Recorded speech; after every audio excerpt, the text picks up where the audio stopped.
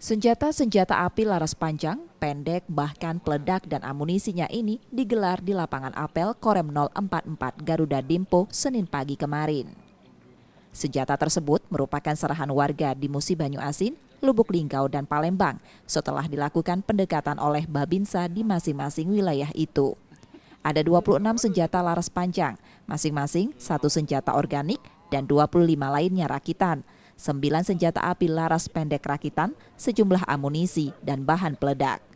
Dan Rem Garuda Dimpo yang memimpin apel penyerahan tersebut menerangkan, masyarakat yang masih menguasai senjata api agar diserahkan pada TNI atau polisi di wilayah masing-masing.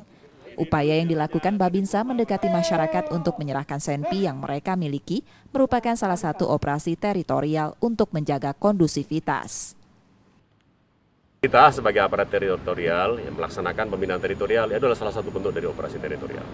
Jadi kita melaksanakan pendekatan dengan masyarakat sehingga ada komunikasi yang bagus, ada kepercayaan, saling percaya, kemudian ada himbauan-himbauan yang disampaikan oleh Babinsa kita kepada masyarakat sehingga mereka sadar dan yakin, oh senjata ini diserahkan, ini adalah demi kebaikan bersama antara masyarakat dan juga aparat yang ada di wilayah.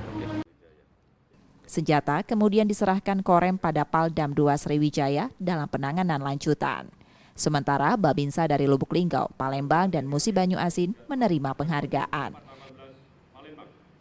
Tim Liputan, Kompas TV, Palembang, Sumatera Selatan.